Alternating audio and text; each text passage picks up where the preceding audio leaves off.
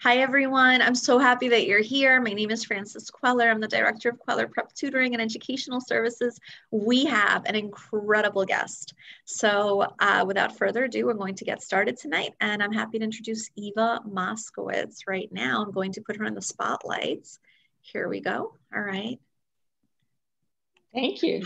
Hi, Eva. Eva, thank you so much for making time to be here. And I do want you to know that I'm a fan. So as I said earlier, I have the book. It's on display at the Learning Center. I followed a lot of your path and good role model. We have so many families who attended Success Academy. You should know one compliment after the other. Years after they graduated from Success and attended other schools, the parents said, you know, Frances, the best education my child ever had was really at Success. These are kids who later went on, truth be told, they went on to Anderson, they went on to Ness, they went on to Stuyvesant. And would you believe, you know, and I've heard this for years, so I reached out. I wanted to, open parents' eyes to what Success offers. Can you kind of tell us, I guess, about yourself first, just some of your backgrounds, and then we'll go into the school? Sure. I am the mother of three children. I grew up in New York. I went to Stuyvesant High School myself, and then I went on to the University of Pennsylvania. I studied history. I got a PhD in American history from Johns Hopkins, and then I became an elected official after teaching at the university level for a number of years. I was the chairwoman of the education committee of the New York City Council. And then 15 years ago, I founded Success Academies with 165 kindergartners and first graders. Wow. And today we have 20,000 students, K to 12, across nearly 50 campuses. And what made you decide to, venture into opening a charter school? Where did you get this inspiration? Well, certainly as a child growing up, my parents had to navigate a difficult New York City district school system. I grew up in Harlem and I went to District 5 schools. They were amongst the worst in the city then. And so I saw kind of firsthand, up close and personal, the challenge that parents have of all races and ethnicities and socioeconomic classes to navigate when the demand outpaces supply of great education. And I wanted to improve that situation. I also navigated that as a mother myself. You know, if you live in a certain zone, then you have a great school. But if you live across the street from the line, then you could be out of luck. And that seems really hard on families. And so I wanted to create a great new public school system where extraordinary excellence kind of ruled the day. I also wanted the system to be K to 12. I think people underestimate how much leverage that gives you in America. The elementary schools are disconnected from the middle schools, which are disconnected from the high schools. And in our model, we are preparing the kids in elementary for middle, and in middle, we're preparing them for high school. And in high school, we're preparing them for college and life. And so the science that we teach 5 days a week in kindergarten is related to the electrical engineering and the mechanical engineering that the students study when they enter high school. The mathematics that they do in elementary is related to calculus and multivariable calculus that they do in high school. And when you have that through line and students and teachers understand how students progress from one grade to the next and where they're headed, the education is actually better. What is it like now with COVID? How are students, what were some decisions that you made with how to proceed with teaching in light of the pandemic? Well, I closed in March when the New York City school system and the state of New York was saying we're never going to close. I had been watching the COVID from Wuhan, And I had experienced swine flu and Ebola before. And it seemed to me a matter of when, not if, we were going to have to close the school system. So I closed in March. We went remote from March to June. I was intending to open hybrid, but as we got closer, and we opened in August, as we got closer, the city was very disorganized. It was just very chaotic. You couldn't get a straight answer from anyone. We're mostly located in public school buildings. And I was very concerned that the schools were going to open and close and open and close, and you wouldn't be able to get a straight answer. And so I decided, rather than trying to be all things to all people, I would try and do one thing extraordinarily well. And that was remote learning. And our remote learning is not parents homeschooling their kids. We are teaching, it's real school. The kids wear their uniforms. They start on time. It's quite a few hours a day. There's homework. The kids take assessments. And, you know, we miss the kids terribly, and we don't believe that schooling is a two-dimensional activity. It's really a three-dimensional activity. But given that that option is not available, option A is not available, we made the commitment that we're going to kind of kick butt on option B and do it at the highest possible level.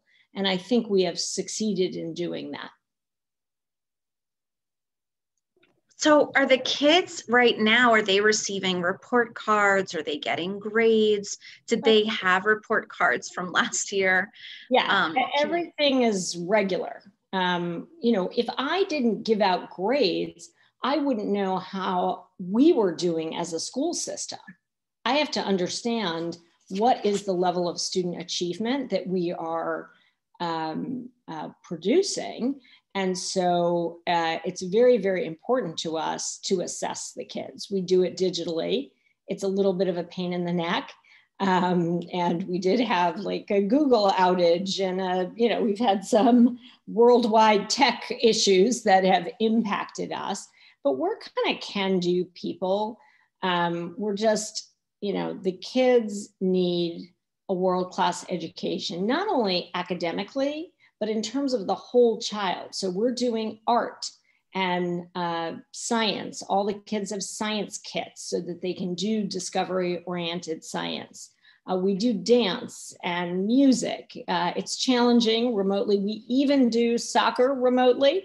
It's a little challenging, but our kids, we have 6,000 kids playing soccer, and they have balls and they're in their hallways or dribbling. It's, again, it's not the way we would aspire to do it, but we feel that students shouldn't be cheated out of these experiences simply because we're in the middle of a pandemic. So we are doing the absolute best we can to offer real school despite the challenges. And I'm really proud of our educators. They are working their hearts and souls out. They're exceptional people, really, really committed to kids, committed to great teaching and learning. So the kids put uniforms on in the morning, they show up. It's just, I'm just stunned to be hearing this, because I'm not sure if you're aware with what's going on with the Department of Ed, just the public school teaching. Some kids are on camera, off camera, iPads. Are the students at Success on iPads, or do you know what the technological devices are? What is that right now? Sure. Well, K to 3, they have Chrome tablets. 4 to 12, they have laptops. And I got to say, this was made a little easier for us because we had gone digital before the pandemic, 4 to 12. So our kids were used to taking digital assessments. They were used to accessing their homework and the reading material digitally. You know, we do have kindergartners whose first experience of school is, you know, remote, which is weird, and I wish it were otherwise.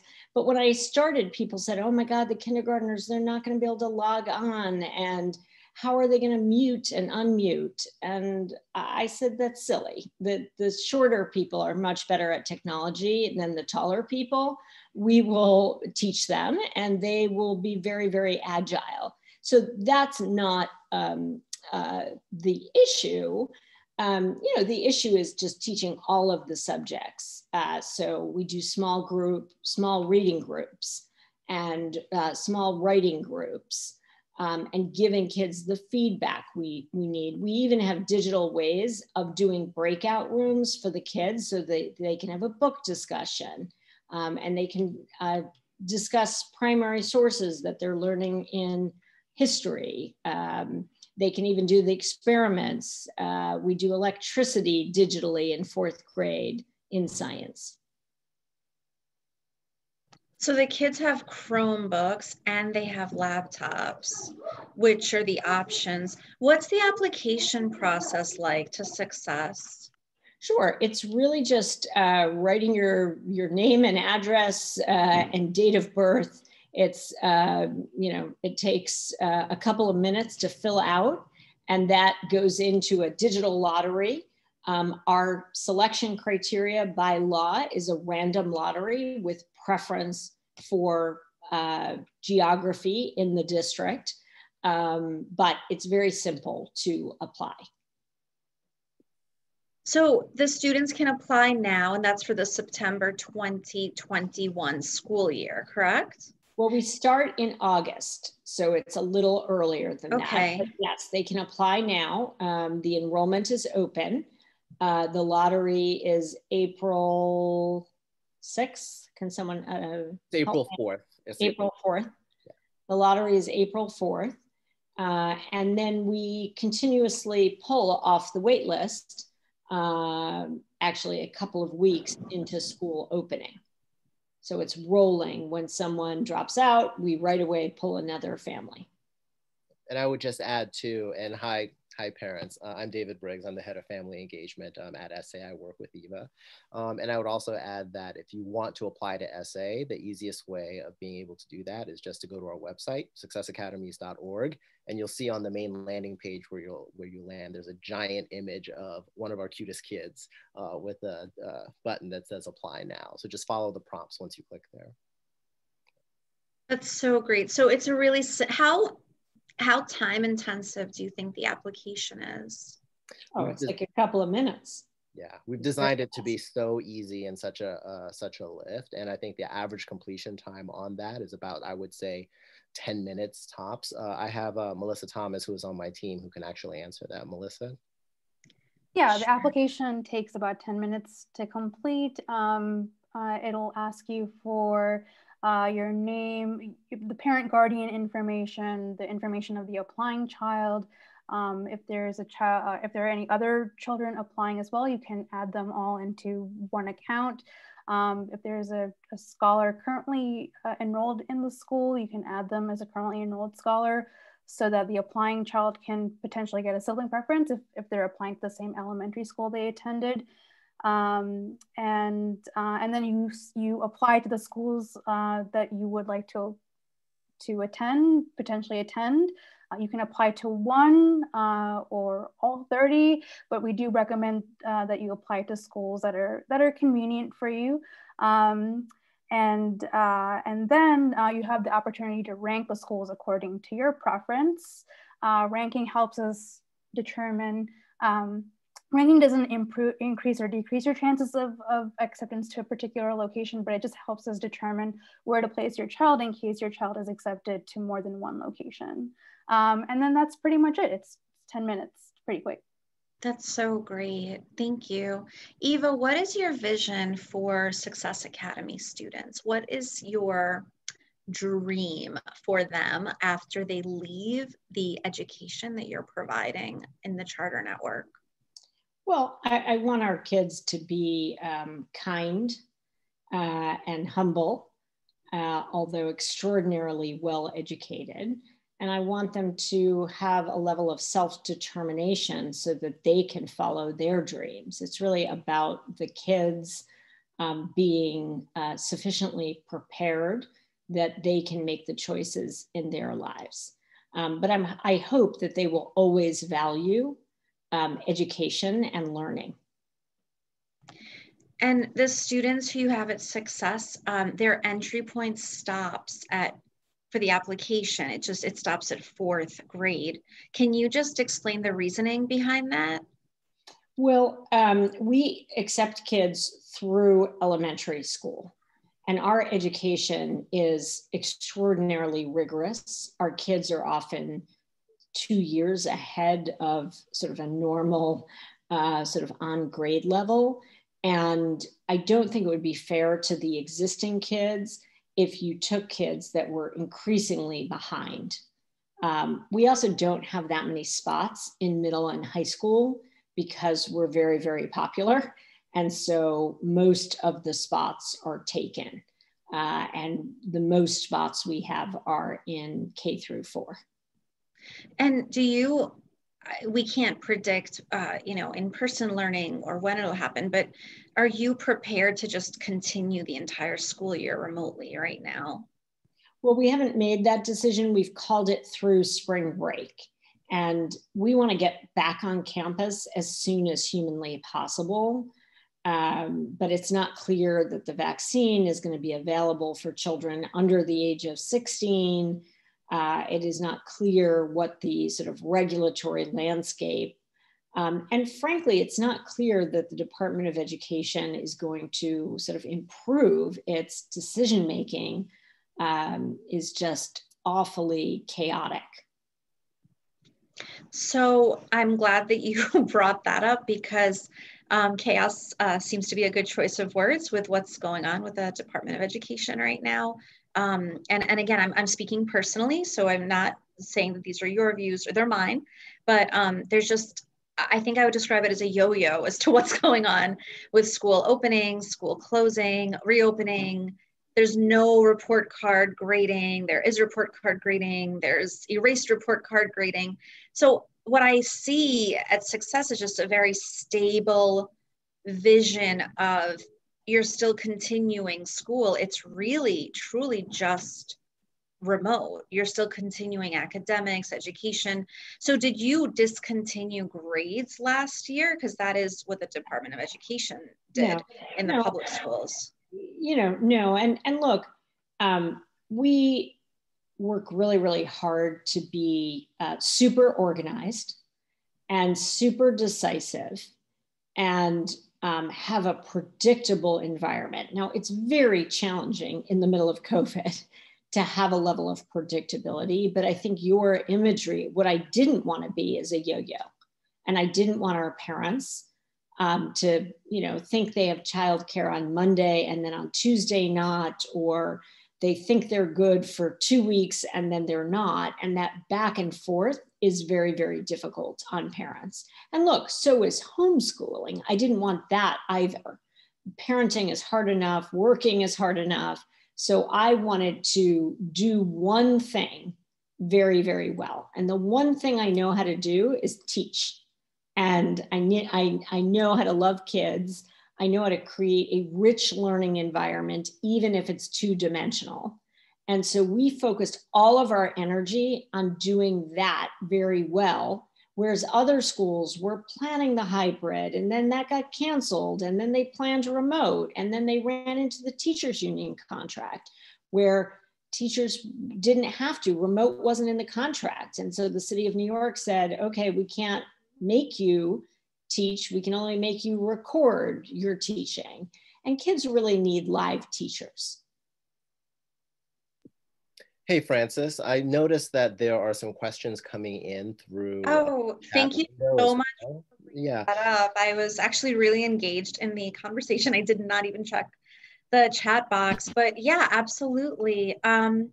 There is one question that I actually wanted to ask Eva, because this is a common question that we often get, particularly because we have so many families that are, for whom English might be a second language for them and their family, or they speak other languages at home. And I know that that might be true for many of your families too. One of the questions that came in from the parent was, is there any type of interview process to assess for English language proficiency? And if not, how do kids who are English language learners do at Success? Can you talk about that a bit, since that's Sure. We have many. We have 20,000 kids, many non-native speakers of English. And we find kids learn the language very, very quickly. And we provide extra support for those kids mostly in reading. But we have serviced thousands of kids who are not native speakers of English, and they have learned English. They've also learned mathematics and history at a very, very high level. So we don't see that as any kind of barrier. We work with parents. When any kid has any special circumstance that makes them different. And now those special circumstances could be, you know, a high flying kid who is reading significantly above grade level. We then move them to an appropriate reading group, or we could have a kid struggling with English and they need more support in English. So we give them that support. If the child is struggling in math, we give the child that support. And I should just say that, you know, based on external exams, we're actually at Success. We're the sixth largest district in the state of New York. We're number one in terms of student achievement. And our English language learner children outperform the non-English language learners in the city of New York. Our special needs children, we have 16% of our children are special needs. They outperform the gen ed students in the city of New York. Our kids outperform the wealthy suburbs, the most affluent areas in the city. We outperform many of the G&T programs in the city. And so we're aiming for world class, and we deliver on that. And I would also add too, for parents, I think they'd be interested to know that for those of you who aren't familiar with how charters work, if your child is designated as an English language learner, there is a weighted preference that you receive in the lottery process. Because we want to make sure that the benefits of a charter education are available to the kids who need it the most. And so that's something that you should do more research into. And Frances, I wonder whether it would be just helpful to explain what a charter is, because I think we may have skipped that, and it's not totally obvious. So if I may, a charter school is a public school. It's free from the bureaucracy on the one hand and the labor contracts on the other. And that freedom allows us at Success Academy and any other charter to work backwards from kids and teaching and learning. And it may sound like a small thing to have that freedom, but if you think about the hundreds of decisions one has to make over the course of a school year, if each and every time you're allowed to make the decision based on what is good for teaching and learning, you're most likely going to have a better educational service than a system that has to work backwards from politics, or work backwards from the union contract, or work backwards from a ossified bureaucracy. We're able to be nimble and tethered to great teaching and learning. I'm extremely thankful that you're bringing that up as well, because the order, the organization, the stability, I think I'm really glad that we're having this webinar and this info session. A lot of parents are actually going to learn about charter for the first time watching this. And I can assure you that it's been an eye-opening experience for myself as I was researching you and researching Success and families who we've had. I mean, the name speaks for itself. It really is a success. And it's, you know, unfortunate there aren't more people following in the direction that you've led, where you said, I'm going to choose one area, which is remote learning, and go. Something that I've observed, you know, with all the bumps in the public school system is that even in private schools right now, there's just a lot of bumps. It opens on Monday, it closes on Tuesday, they're quarantined for 2 weeks on Wednesday, and then we come back. So there's just a lot of bump. And I feel that Success has just been going on a straight path where everyone's remote, getting ready and moving. And so are you planning, so the kids at Success, they take quizzes, they take exams, they get report cards. I just, as funny as it sounds, there's just so little order, my personal observation, going on right now, you know, in the public school system. So it's interesting to hear that you've, you know, continued. And again, I have researched you quite a bit, and I read the letter where you wrote grades should not be treated like candy. And I very much agree with that sentiment. So what you're saying is your students are not only showing up every day, they're also getting report cards. They're also getting grades and metrics. And so I just want to make sure I fully understand that they are steady. Yeah, our students took all of their APs in May last year. We actually had our best year ever in terms of 4s and 5s on the APs. But our little ones are all assessed. And even when last year the state tests were canceled, we gave our version of it. And that's important not only for kids and families to know the status of their child, but it's also important for the organization. How do I know what I need to work on in terms of my teaching and learning if I don't have any data, if I can't look at student work and I can't understand what problems I'm trying to solve? And so for us, we didn't see any reason why we couldn't make it like real school. We can give assessments. We can grade assignments. We can ensure that students get feedback on all their written work. You know, for us, there's a gold standard, and whether we're in remote or on campus, that standard has to be our North Star. We really believe in excellence in all things we do, whether it's our partnership with parents, whether it's our communication with families, whether it's the teaching, whether it's sports. We do chess, debate, coding, art, music, dance. You know, we strive for excellence in everything we do.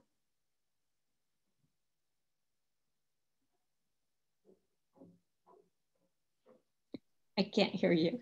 I think you're on mute. I just wanna give you a sincere thank you for the time that you've provided us with at Queller Prep, at the tutoring center. We're going to share the application with families. And as we're winding, you know, down right now, I just want to be really clear.